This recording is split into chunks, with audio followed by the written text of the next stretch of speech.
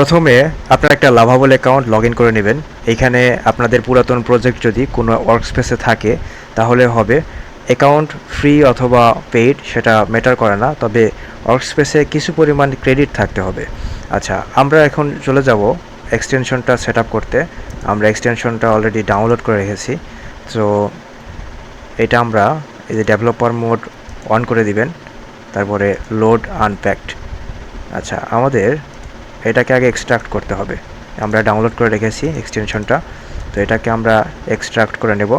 Extract করে নেওয়ার পরে আমরা এটাকে এই ফোল্ডারটা ড্র্যাগ অ্যান্ড ড্রপ করে এক্সটেনশনের মধ্যে ছেড়ে দিব, তাহলে এক্সটেনশনটা ক্রোম ব্রাউজারের ভিতরে লোড হয়ে যাবে। আচ্ছা, এখন আমাদের লাইসেন্স কি দিয়ে এটাকে অ্যাক্টিভেট করে নিতে হবে। সো আমরা একটা রিফ্রেশ দিলাম, রিফ্রেশ দিয়ে এখানে এটা পিন করে দিলাম। পিন করে দেওয়ার পরে আমাদের একটা লাইসেন্স কি লাগবে। ইতিমধ্যে আমরা একটা লাইসেন্স কি নিয়ে রেখেছি, আমরা এটা অ্যাক্টিভেট করে নেই। আচ্ছা, আমাদের লাইসেন্স কি অলরেডি অ্যাক্টিভেট হয়ে গেছে। এখন আমাদের যেটা করতে হবে সেটা হচ্ছে নতুন একটা প্রজেক্ট ক্রিয়েট করতে হবে। এখানে আমরা নতুন প্রজেক্ট ক্রিয়েট করি।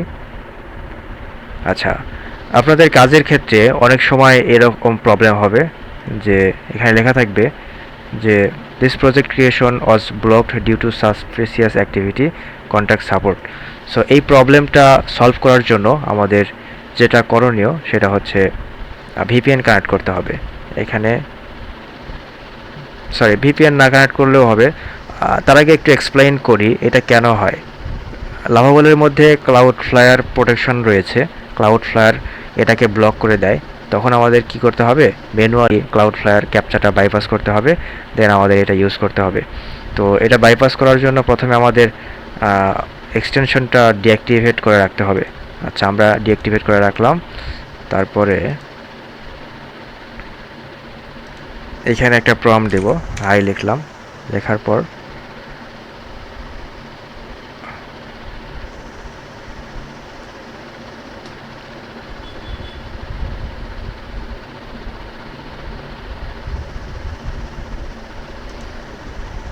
আচ্ছা, অলরেডি আমাদের প্রজেক্ট ক্রিয়েট করা হয়ে গেছে। এখন আমাদের কি করতে হবে, এটাকে আমরা ইনেবল করে দেব। দেওয়ার পরে আমরা রিলোড করে দিলাম।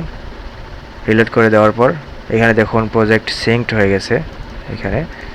তো আমাদের এবার একটা প্রম্পট দিতে হবে। আমরা এবার একটা প্রম্পট দিলাম। এইবার কাজ হবে। এখন থেকে দেখুন, এইখান থেকে দেখুন যে কাজ শুরু হয়েছে আমাদের। এখন আমরা যত রকমের প্রম্পট যত কিছু করি না কেন আমাদের এখানে ক্রেডিট কাটবে না।